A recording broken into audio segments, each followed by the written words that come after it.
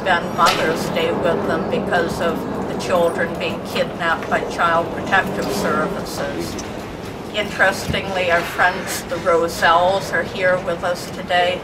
They are the parents of the little girl named Martha Ann, who was mentioned in Judge Wiggins' ruling, where she said that she thought it was poor judgment on our part to have little Martha Ann over playing with Sabrina. One time when we had an overnight visit with Sabrina, she put all kinds of things in her decision, saying that Martha Ann overstimulated Sabrina, that Sabrina was being ignored by her parents, that Sabrina was being toted around in a dangerous baby stroller.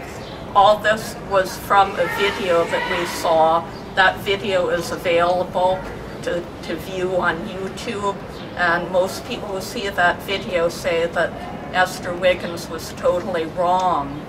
In fact, Naomi Chambers pointed out that in her video that Judge Esther Wiggins-Lyle complained that Sabrina was not smiling in the video. We showed the video on YouTube. There were clearly scenes in it where Sabrina was smiling. She was also having a very good time playing with little Martha Ann.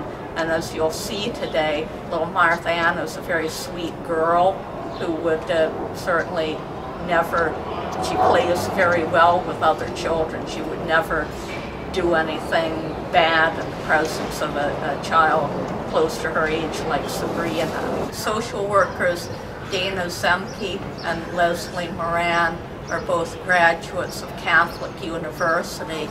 County's attorney Mary Craig, who prosecuted our case, is also the first wife of Congressman Jim Moran. The first guardian ad litem assigned to Sabrina was Janelle Wolfe. The second guardian ad litem assigned to Sabrina after Janelle Wolfe resigned from our case was Mary Ellen Slug. The supervisor of all the social workers and Child Protective Services is Kevin Daly. Kevin Daly has apparently either retired or resigned from Arlington County. During the time that we had our own experts working with us, Child Protective Services chose to hire a woman named Violetta Battle, who is a social worker who lives in Maryland. Her only purpose was really to spy on us and to contradict in court anything our experts said about how we were good parents. Violetta Battle and Leslie Moran took down copious notes while they were observing our visits with little Sabrina, and the only purpose of this was to find things to use against us or say that we did wrong while never giving us credit for anything we did right. In our opinion, we more than proved ourselves to be good parents. Nobody is perfect all of the time, but we feel quite confident that we had a good bond with Sabrina, that we provided a safe environment for her, and that she formed a bond with us. And the only things the county could find fault with us about were mere peccadillos, such as temporarily forgetting to raise the crib bar all the way to the top. That only occurred once, and yet CPS tried to use that against us to say that our parental rights should be terminated.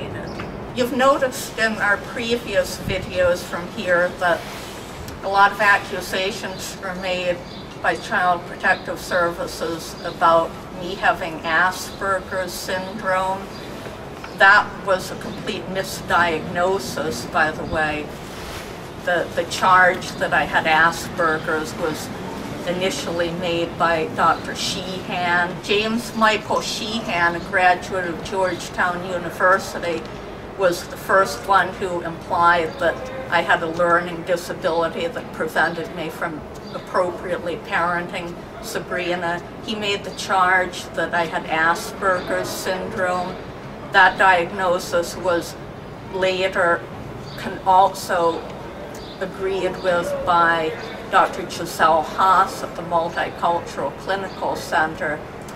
It was later found out by a second opinion by our own hired psychiatrist that I had a mild form of autism and a mild learning disability called pervasive developmental disorder, not otherwise specified.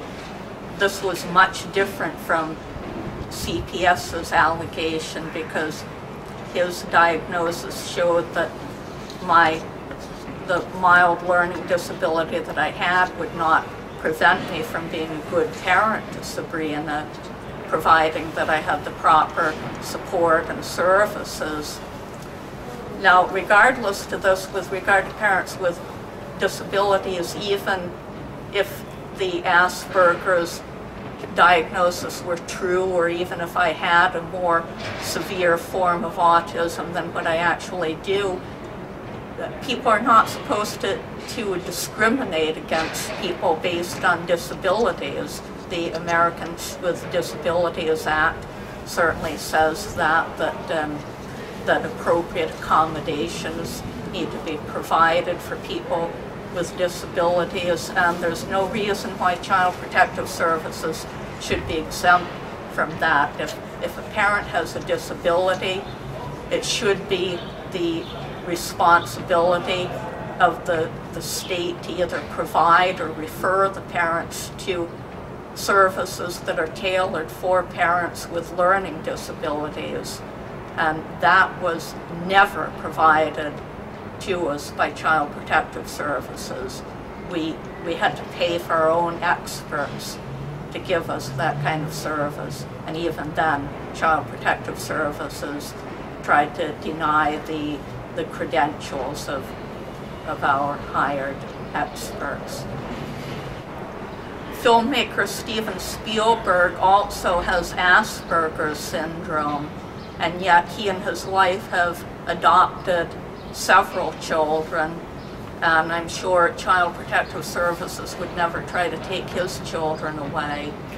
Computer entrepreneur Bill Gates also has been said to have full-blown Asperger's syndrome. He and his wife also have children, and nobody complains about their raising of their children. Brian Wilson, the author of the Beach Boys tunes, has auditory hallucinations, but he is under treatment for that, and he and his wife Melinda have also adopted 3 children.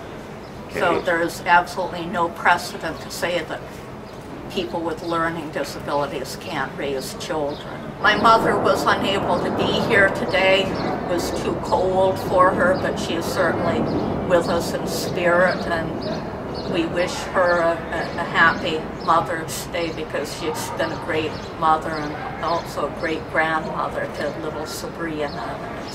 She misses Sabrina very much.